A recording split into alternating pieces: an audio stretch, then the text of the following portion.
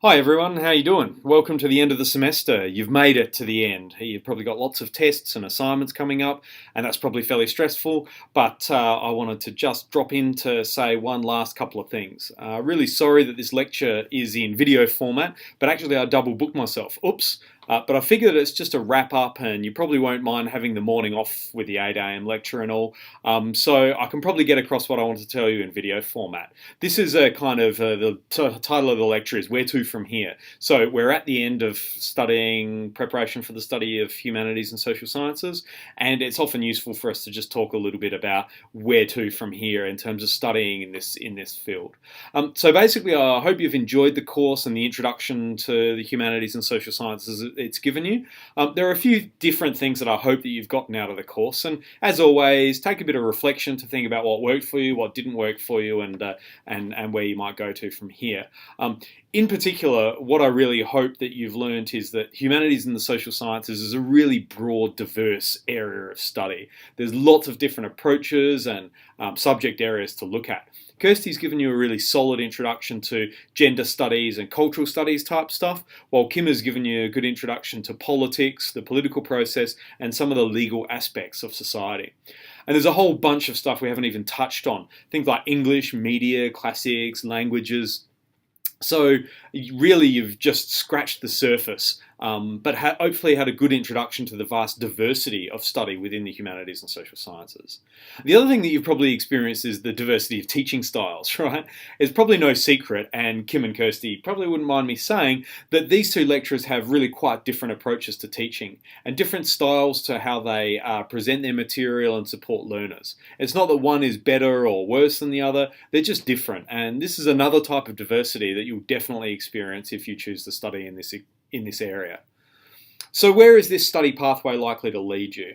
Well, as you know, if you've completed uni culture, uni research, and preparation for social sciences, as well as the full UPP, whatever you needed to do, you're eligible to move either into a Bachelor of Arts or a Bachelor of Social Sciences. Now, these are similar, but quite different degrees. If you want more details on them, search them through the degree finder on the university homepage and have a look at study plans. This is where you'll get a good idea of what the different degree structures look like. In short, basically, the arts degree is a lot more flexible, whereas the social science degree gives you more structure. It's more structured and more prescriptive in what you have to study. So it depends on how much choice you want to have in your degree. If you want to pursue a particular area such as English, politics, or whatever, arts is really good because you can choose a major and a minor and a bunch of electives. In social sciences though, you're required to study particular courses at every level of the degree just for the degree, and then I think you choose a minor after that and maybe some electives or something like that. But basically social sciences is much more focused on social research. So probably a lot of the stuff Kirsty has talked about, along with the kind of work you might have done in university research, but with more primary data collection. So you learn a lot about social research in studying your social sciences degree, whereas in arts you might have a completely different focus in different kind of disciplinary area. So have a good look at the degree finder before making your decision if you are trying to decide between social sciences and arts.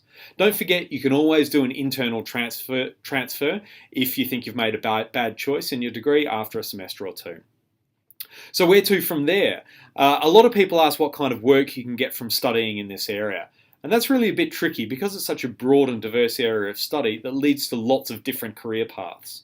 But what you can do is look at the program guides for the degree you're interested in, and there's lots of possibilities. Or go to the careers service and talk to them about your career plans, because you do need to have a plan for your career from the first year of your degree. Actually, if you're trying to decide which degree to do, and you're thinking about your career, you need to think about your career in order to decide on that degree. So go and see the careers service. They're really, really great. Before I fill you in on some of these possibilities though, I want to tell you the story of my own learning and the development of my career, so you get a bit of an idea of where I've come from, because this is also my disciplinary area, and maybe my experience might be able to give you a few clues, or you might be able to learn something from it. So pause the video for a moment, get a beer or a coffee or maybe a pillow and a sleeping bag, and here we go. So when I finished year 12, I didn't really have many interests other than learning. I just loved school and loved reading and loved learning. So uni was a no-brainer for me.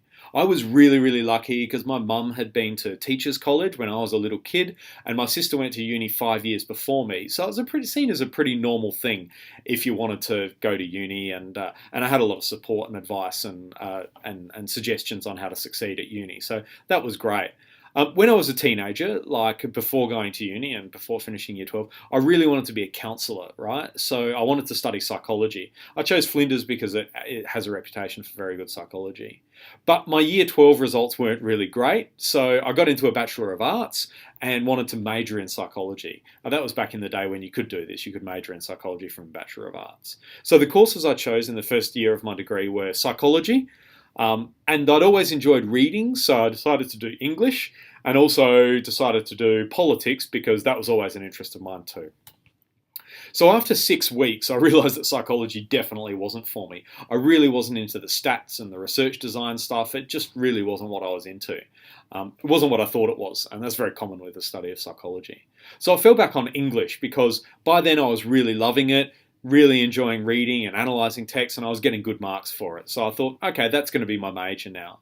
I then chose to take politics as a second major because I thought it might be more useful than having it as a minor.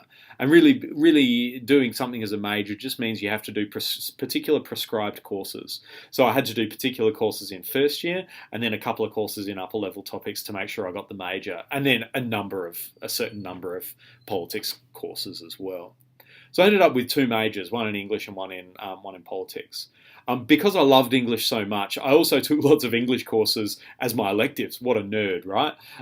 With a bit of history and sociology mixed in because I kind of was interested in those areas. So I got a really in-depth undergraduate study in English, which was super useful because I got to know the discipline really well. So that's a bit of advice I might give you. If you really think you really like a particular discipline, like English or history or anthropology or something like that, sure, it's nice to do electives that are from different areas and you get some broad study, but if you choose your electives in that area as well and do above and beyond what you really have to for your major, you get even more in-depth study in that discipline and get even better at it. So I was doing well in my degree. I was getting mostly distinctions and high distinctions for English, but somehow I could hardly get better than a credit in politics. It was just like this wall. I think I got one course that I got a high distinction for because I just really loved it. But politics was it was a different type of study and reading the articles and different type of essay and different type of discussion. I was only getting credits, whereas I was getting high distinctions mostly in English. So that was a little bit weird. But hey, it was fine. I was doing okay. By the end of my degree, I hadn't even thought about career or work or whatever. So when I was offered honours in both of my majors, I jumped at the chance to study English in more depth. Honours was awesome. It's like, I think that's been the best year of my study life altogether. It was hard. It was like really challenging and high pressure. There was lots of reading, and you were expected to work really hard and do really good quality work. But everyone there was really into studying, really enjoyed it. The teachers were loving teaching it, and it was really rewarding. And I felt I learned heaps in my honours year. By the end of honours, I still hadn't come up with a career plan with any career options. I wasn't all that worldly. And so when a lecturer mentioned that I should apply for a scholarship in a PhD, I thought, oh, what's a PhD? Yeah, okay, why not? I've got nothing better to do. I haven't got a job on the way, so that's fine. So I scraped through with first class honours. I didn't really clearly get first class honours, but I scraped through okay. And I got a scholarship for a PhD, and I still had no ideas where I was going career-wise. So I started the PhD, and that took longer than expected. But in about the second year of my PhD, I was offered some tutoring work in English at the university, at Flinders University is where I did all my study. And this is where I started really working in a field I loved. Long story short, the PhD took about 7 years. I got a lot of teaching experience, finally wrangled an academic position, which was really hard. It's really hard to get jobs, and academic jobs in particular. And then 3 or 4 job changes later, here I am, lecturing to you. So basically, that's my story, right? And there's a couple of career learnings that I want you to take from my story.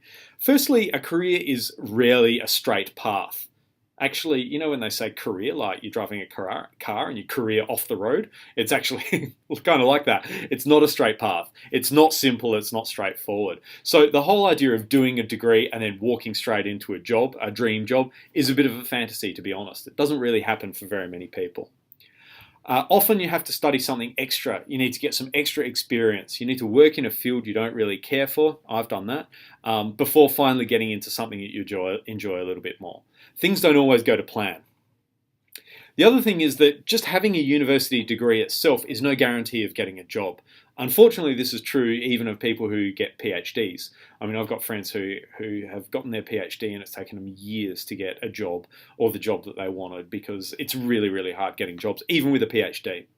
So the reason for this is that thousands of people graduate each year, and only those who have something that really sets them apart will find it easy to get a job. And it doesn't always have to be amazing marks, although that can help. Obviously, you want to work hard and get good marks, because if an employer looks at your transcript and it's straight passes with a couple of fails thrown in, it's going to be like, whatever. But if you've got distinctions and high distinctions and a couple of credits, then you're looking a lot better for employment prospects generally. But marks aren't all there is to it. Actually, there's other things that are much more important. So what employers are really looking for is something that will set an applicant apart, some real-world experience to supplement their degree. And it doesn't mean you have to leave uni and do something completely outside of the uni, because universities and the University of Adelaide is really trying to give people these experiences more and more. So, as you're studying, what I want you to do is look for opportunities to do extracurricular stuff. Of course, you need to do your courses, but go above and beyond if you can. Volunteer to be a peer mentor. Try and get into some tutoring. Try to be a student leader. Go to extra seminars and workshops. Do work experience if you can. Consider study tours or exchanges or internships. You know, this opportunity to travel while you're doing your study is awesome. It's something I didn't do and I wish I had of. It's really, really great. And when an employer sees that you've done a study tour or an exchange, they go, wow, this person's, been in the real world and they've kind of survived, this kind of study experience as well. I really strongly recommend that you do an arts internship in your final year, as this gives you really excellent experience and contacts. So the arts internship is sometimes prescribed, sometimes you have to do it, but if it's only optional for you, take it up. Like, this opportunity to get some work experience, get out there in the world, and also make contacts and develop your networks is fantastic. Sometimes what happens is people will do an internship and the employer will go, fantastic, love your work. Let's hire you. Let's take you on for a job. It's these extra things showing you have real-world experience that's related to your area of study that will impress employers, and it'll make you stand out from the other 600 people who have the same degree as you. One example of this kind of thing is the Adelaide Advantage program in the Faculty of Professions. Check out the link below. In general, start thinking about your career direction now and work towards it. Attend career expos. Use the careers service. See the link below. Career service is fantastic. They've won awards. They're really great for getting you thinking about this stuff early in your degree. Attend workshops. Attend seminars on career development and take all the advice you can. They'll probably most likely say something similar to what I've said above. Go and get extra experiences on your CV to help you stand out. Obviously, it's kind of hard if you don't really know what kind of career you want or what might be available. But start thinking it through. Have a rough plan at least that you can refine and shape up as you go. My problem is that I didn't even think about it. I didn't even plan anything. So it was really ad hoc for me, which was not ideal, and that's why it took me a long time to get anywhere. So talk with family and friends, look at all the possibilities, use your imagination and a bit of planning, and then build a 3-year strategy for both completing your degree and making yourself attractive to employers. That's really it for this lecture now. Obviously, you've got work to go on with, you've got essays, you've got assignments. Good luck with all of that. If you've got any questions about this sort of stuff, feel free to come and talk to me. I'm happy to talk to you about what your future study plans are like and how they might link to careers, although it's not my area of expertise. Happy to have a chat with you anytime. Thanks so much for being in the course and being engaged and sticking it through to the end. Kim and Kirsty have said that you've been a really great class, so I appreciate that. Well done on all the work. Good luck for the end of the semester, and catch you around. Thanks.